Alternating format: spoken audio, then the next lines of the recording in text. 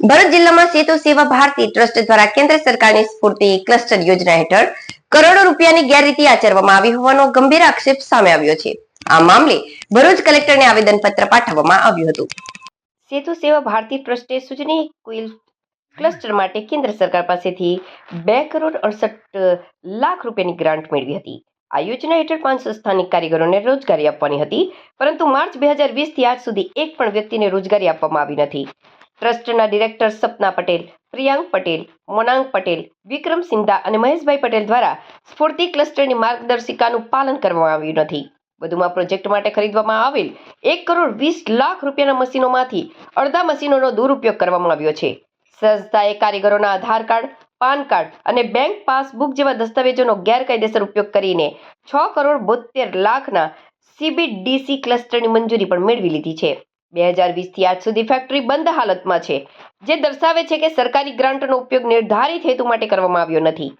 સંસ્થા દ્વારા તેમની અન્ય બે સંસ્થાઓ સન્માન એન્ટરપ્રાઇઝ અને ગુજરાત મહિલા ખરીદ વેચાણ સહકારી ઉત્પાદન કેન્દ્ર મારફતે ખોટા બિલો અને MOU બનાવી સરકારને ગેરમાર્ગે દોરવામાં આવી છે। આ સમગ્ર મામલે ભરૂચ કલેક્ટરને આવેદનપત્ર પાઠવવામાં આવ્યું છે અને સ્થાનિક લોકોએ જો પ્રોજેક્ટ શરૂ કરવામાં આવશે તો ઉગ્ર વિરોધ કરવાની ચેતવણી આપી છે। મારું નામ ભારતીબેન કનુભાઈ ગોહિલ છે। અમને આવી રીતે ડોક્યુમેન્ટ અમારી પાસે છેતરપિંડી કરીને લીધા છે કે તમને રોજગારી આપીશું, તમને કામ આપીશું, અને હજુ સુધીમાં અમને કોઈ વળતર મળ્યું નથી।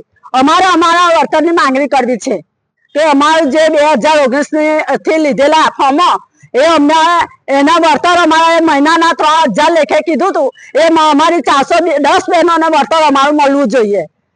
અમને મશીનો કીધા, અમને કીટ કીધી, અમને સ્ટાઇપન્ડ નથી મળ્યું, અમને કોઈ મળ્યું નથી ને કોઈ જોવા પણ અમને આવતું નથી। તો એનો આટલું બધું કૌભાંડ કેવી રીતે કરી શકે? નકલી સહીઓ કરીને અમને કોઈ જ ખબર ના હોય એવું તો કેવું ગરીબ બહેનો સાથે છેતરપિંડી કરી શકો તમે લોકો?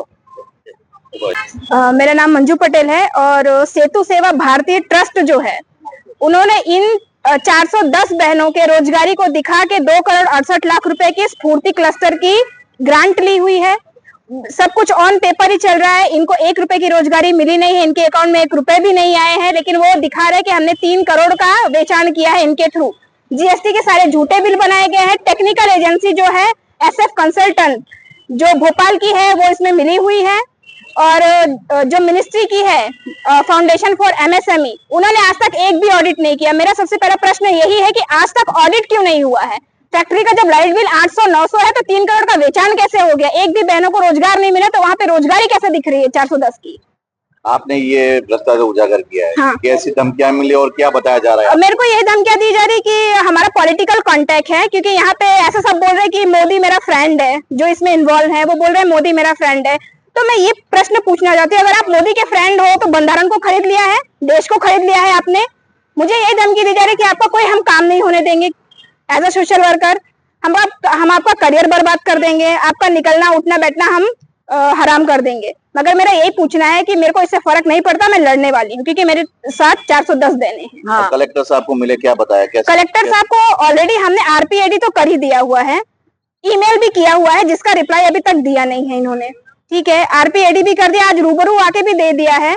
ऐसा 2 महीने मेरे को करते होंगे, लेकिन अभी तक तो मुझे कोई रिजल्ट मिला नहीं। अब देखते हैं रूबरू आके हमने दिया क्या रिजल्ट मिलता है इसका। क्या करोगे अगर ये आपकी मांग अगर स्वीकारी नहीं जाएगी? अगर हमारी मांग स्वीकारी नहीं जाएगी तो ये सेंट्रल गवर्नमेंट मिनिस्ट्री का है, ये योजना स्फूर्ति, हम सब बहने हम दिल्ली तक जाएंगे।